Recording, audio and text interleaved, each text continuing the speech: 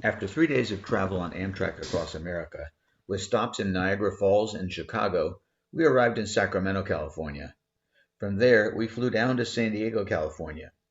San Diego is located on the southwest corner of the USA, and the county's southern border is actually part of the border between the USA and Mexico. San Diego County is unique in that it possesses a varied topography. You have a coastal zone along the ocean, which produces moderate temperatures year-round. The green area that you see on the map is actually a range of mountains with cooler afternoon temperatures in the summer and sometimes even snow in the winter. On the other side of the mountains, there is a steep descent into a desert where summer temperatures can reach daytime highs of 45 Celsius or higher.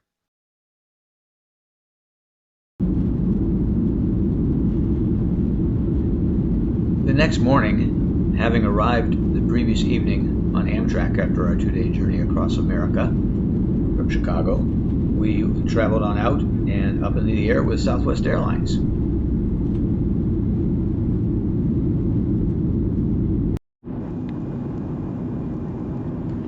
Our flight time of 1 hour and 15 minutes was mostly down through the central section of California.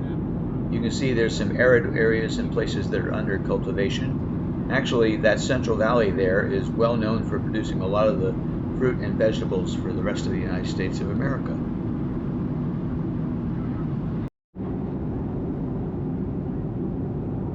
As we approached the San Diego metro area, our airplane took a turn out to the west, out over the ocean, in which after that it will go ahead and swing back in over the city. It's just part of the normal flight operations and paths and so on that they have for the airplanes.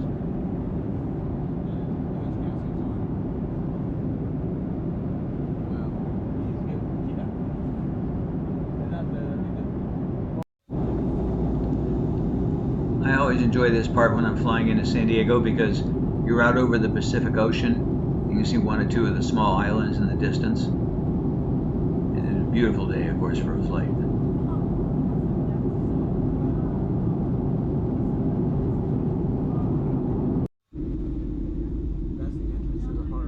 As the plane swung back in over the city, you can see a man-made bay in the right side of the picture there, the frame.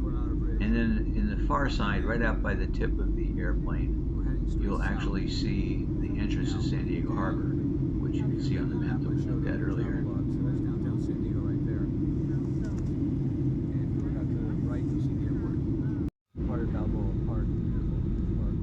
Almost all major cities have a major airport that's located some distance outside of the city limits for safety reasons, but San Diego's airport is directly downtown.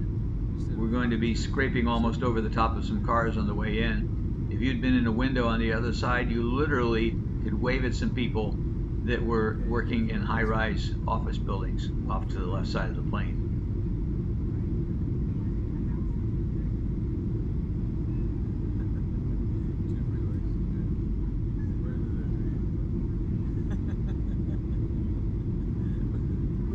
Needless to say, when there's any fog at all, they close this airport for reasons that will soon become obvious. And we cleared the parking garage.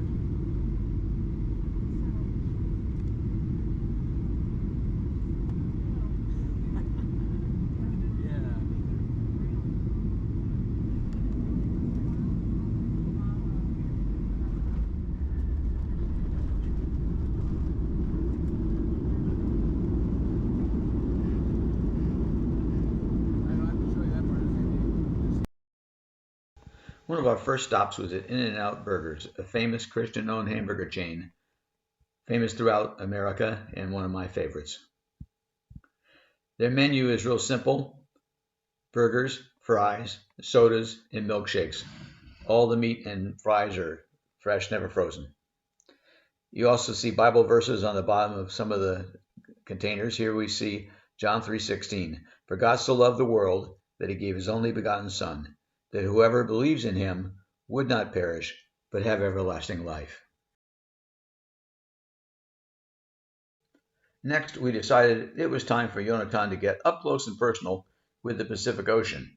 To do that, we took the coaster, appropriately named because it runs up the coast, a suburban train, from downtown San Diego north to Encinitas.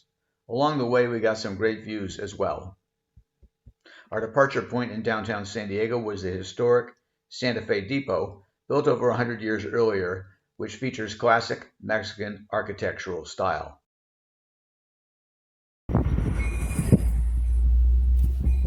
Here's some archive footage of the coaster so you can see what it looks like. It's a double-decker, affording great views for sightseers. Commuters use it to come down into downtown San Diego for work. But you also find out that a lot of the cyclists who want to do cycling up and down the coast can take their bikes and hop on and off as need be. As the coaster heads north from San Diego, it turns inland for about 20 minutes and then heads back to the coast. As it approaches the coast, you can see some of the many estuaries that form as rainwater comes down from the hills. The pools are a mixture of fresh and salt water. But let's sit back and listen to Jonatán's reaction when he gets up close and personal with the Pacific Ocean for the first time.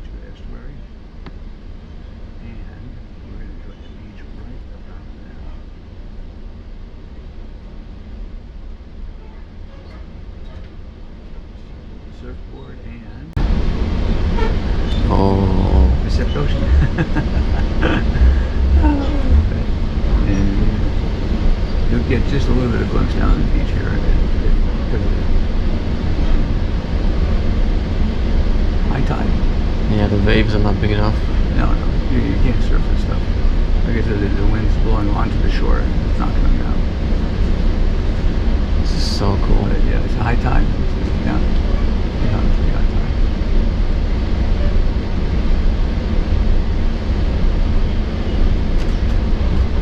Nobody out for a walk today, no little sea breeze. No, I think from the town of Del Mar's coming right up. That's the one that tried to do what Glenwood Springs apparently succeeded in doing, which is banning smoking in the entire city. Even outdoors.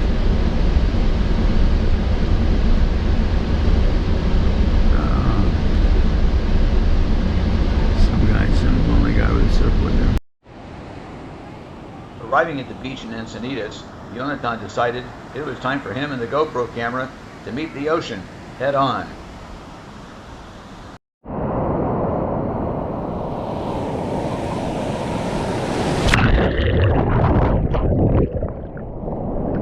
GoPro advertises that it's waterproof down to 10 meters. We certainly didn't go that far now, but it's really nice to know that it really is waterproof.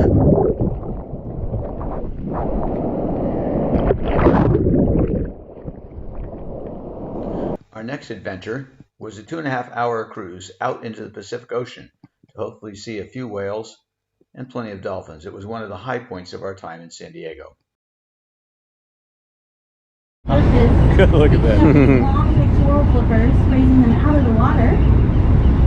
That allows them to cool themselves off or warm themselves up. And sometimes you'll see big grassy boats out in the open ocean.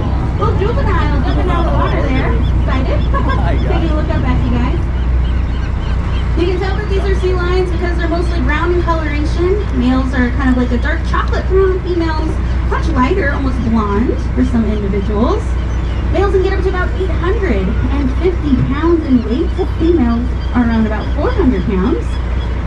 You can tell these are sea lions not only by their color, but they also have long external ear flaps located on the tops of their heads, and then they have those long pectoral flippers that they use to swim very gracefully in the water. They can also prop themselves up on land and move around with ease. These guys are pretty social. You can see them hanging out. A lot of times we'll see them out in the open ocean foraging, hanging out with dolphins, feeding on small schooling fish out there. So definitely be on the lookout. so that's the ocean beach pier. That one. Now moving on to the fun stuff.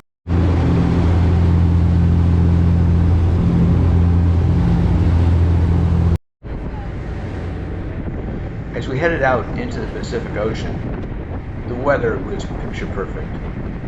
This was the first time Jonatán had been out on a boat in an ocean, so I know it was a great experience for him. As for myself, I grew up near the water in America, and I served in the Navy, so for me, it brought back fond memories.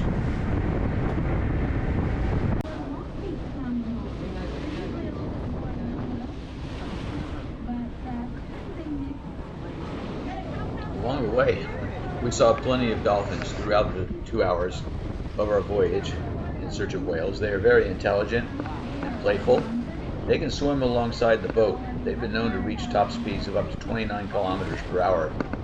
Sometimes they'll play around with the boat and swim on one side and then dart underneath the boat and come up on the other side. I saw that when I was in the Navy out in the Pacific Ocean. They can swim quite a ways and keep playing even with a large warship, having fun out there in the ocean. If you look carefully, you may be able to see a whale sighting, just a spout way out in the distance and about in the middle of the screen, out near the horizon there.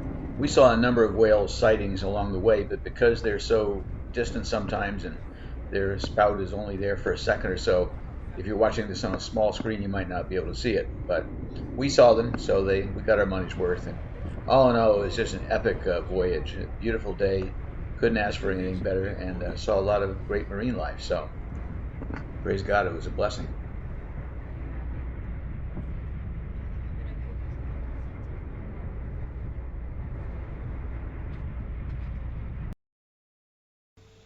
After our whale watching adventure, we then headed northwest from the city. We drove up into the mountains to a town called Jillian, which you can see in the center of the map. It's located at an elevation of about 1,300 meters above sea level.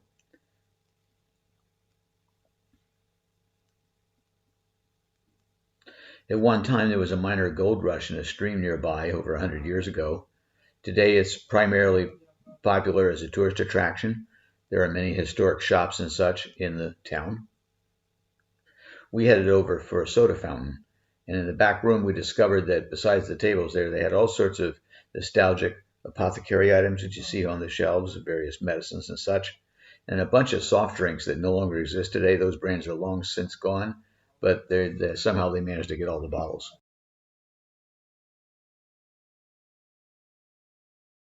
From Jillian, we headed downhill into the desert to a town called Borrego Springs. The drive from San Diego up into the mountains to Jillian was very gradual and took over an hour, probably 70 or 80 kilometers. But now, here going down into Borrego Springs, the distance is only 40 kilometers, but it's a major change in elevation as well as the climate. Daytime highs in the summer in Jillian might be 21, 22, very pleasant. The same day down here in Borrego Springs, the temperature might be 45, maybe even up to 50 Celsius. You'll see here in a minute how quickly the foliage and the topography changes.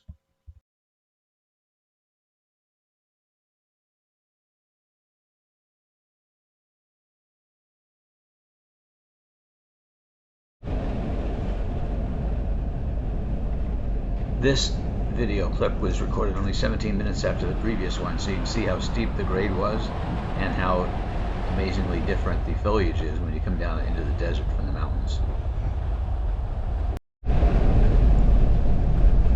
Most people, when they think about a desert, they think of something flat with tons of sand like the Sahara. But the Inns of Borrego is actually the remnants of what used to be an inland sea. The waters have long since gone centuries ago. So what you have here is you have a mixture of flat land, you have a bunch of hills, curves, and so on the road. There's not much elevation difference when all is said and done, but it makes for some very interesting drive.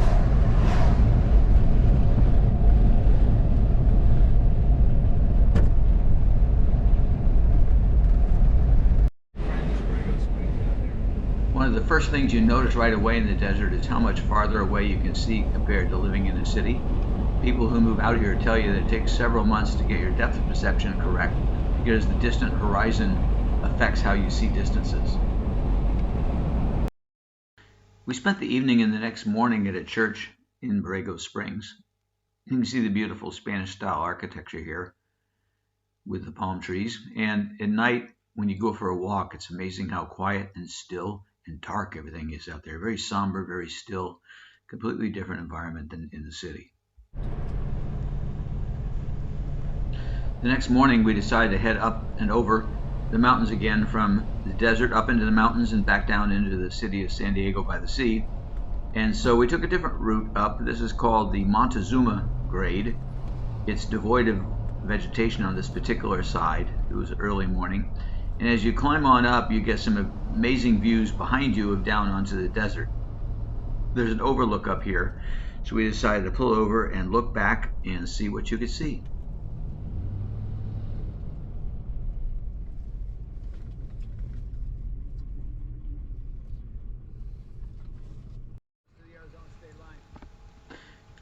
This lookout is definitely an ooh-ah type moment. It was pretty hazy the day we were there, so you couldn't get a clear view, but on a clear day you can see all the way across that desert floor, almost to a distance of up to 50 kilometers.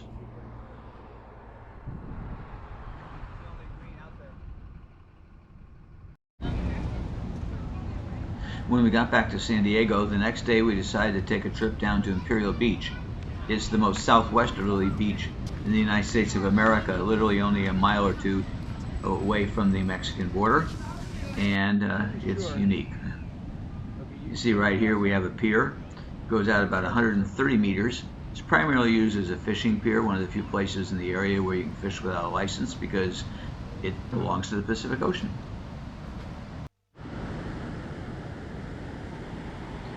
Here we start a panorama from the south of the pier. You see how long it is from a distance, and then we'll shift over to the other side, take a look backwards. We're now on the north side of the pier, and kind of scanning up north. You see a lot of people on the beach, and this is the middle of August. It was probably 37, 38 degrees Celsius, but you don't see too many people in the water. Jonatán was brave, but in reality, there's just not any warm water off the coast of California. The East Coast has the Gulf Stream current, which warms it up, but in the Pacific Ocean, the basic warm current comes up the west side of South America and takes a left turn and heads for Hawaii. So basically we have warmed up Arctic Ocean water here, and it never really gets even as hot as much as 20 Celsius on a good day. Seriously, that's like breaking news if it ever hits 20.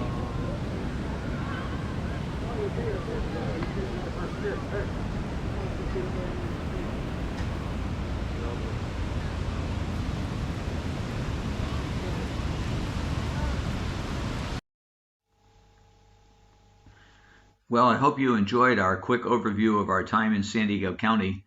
Like I said, it's probably the most diverse county I've ever encountered, in America at least, that has the beaches and the mountains and the deserts all basically in one place. So we tried to give you a taste of that, and maybe you can visit there sometime too. From here, we're heading on out for our greatest part of our adventure, onward to the Grand Canyon.